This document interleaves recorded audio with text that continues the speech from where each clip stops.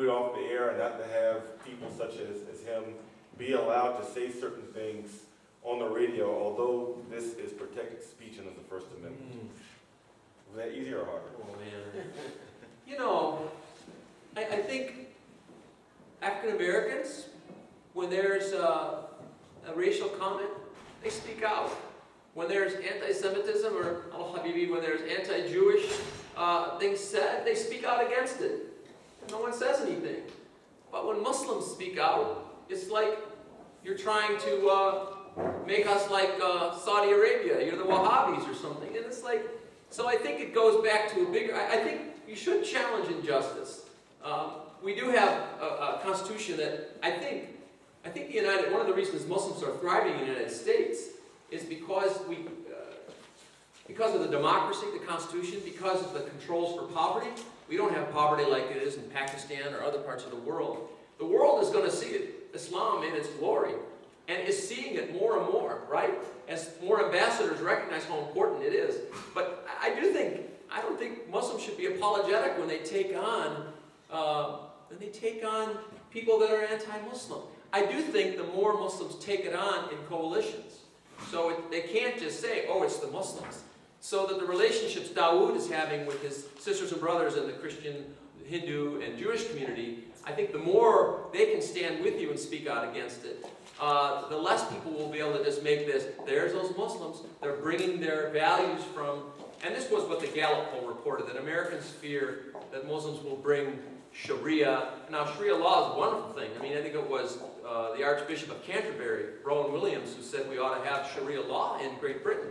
Whoa, the people, the bigots in Britain were nervous about that, but he was right on. There's great things about Sharia. I think when it's supported by a military or other agenda, we see that maybe the Sharia law not reflected in its purity. So people are afraid, you know, just like they were with the Catholics in 1927. They thought the Pope was going to run the United States. Did he ever get over here and run the place? No. But that's what people feared. And so right now, because Muslims are new to this country, people are fearful. And so I think that fear will decline as what rises is the face of Islam that is nothing to fear, but something to welcome. So I hope that's helpful. Okay, we will open the floor for any questions or comments for Mr. Spreitzer. I'd like to start off with the sister section first before we come over to the brothers. Sisters, do you have any questions or comments from So my portion of the presentation today is specifically on engaging the media. So I'm going to take a step further from the data that Brother Hadis shared with us and talk about how we can use what we now know to engage the media so that we can change slowly those numbers and that perception of us. As we saw that through the media, our numbers of favorability are very low. And the reason for this is because, unfortunately, we don't have Muslim representatives within the media. And if we do, they're a very, very minute population. And so you're working with people who already have misconceptions about Islam and about Muslims, spreading this and disseminating it throughout the media, some with motives and hateful agendas, and others innocently ignorant.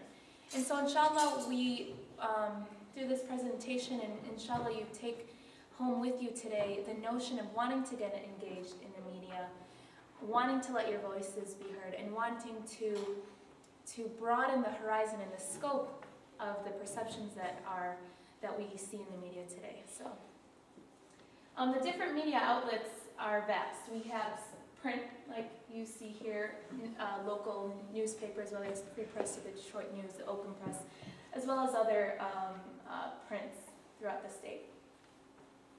There's also television. You have your local 247 typical television stations, 2056. You also have your local cable community television stations as well, which also disseminate information.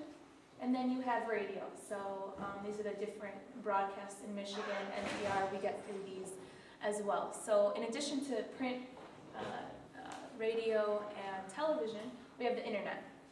So internet, like we've discussed before, is becoming a very, very powerful tool for disseminating information, whether it be news, whether it be public opinion, etc. Blogs especially. You see a lot of blogs that are specifically in existence to hate on Islam, anti-Muslim blogs. It's a common trend that we're seeing. It's something that definitely needs to be addressed. It needs to be a top priority for us. And then you have social networks, whether it's Facebook or all the other networks that we have socially on the internet, as well as the newspaper, the magazine, the radio that have sites online. And some of those sites have places where they have comments, where people can leave editorials and that type of thing. So additional to all those things I listed before, they have their requisite sites online. And that's where you'll find a lot of that information about how to contact them, about how to write a letter to the editor, and different things that I'm going to be discussing. Who are the media gatekeepers? This is just real quickly, different people who are in charge, and knowing who you need to speak with is also very important when you're trying to engage the media. With print, you have your editors, and usually someone you would want to become familiar with is the editorial editor, because that's where you're going to want to evoke the most change and let your voice be heard through the editorials. So letters to the editor, these are very, very powerful tools, and they can be used in any outlet that was previously discussed, whether it's newspaper, through television, radio, or over the internet. They are, however, most utilized within newspapers, and they're very, very effective tools. In fact, many policymakers, organizations that have a stake in public policy, they look to the editorials to kind of get a gauge of what the public opinion is.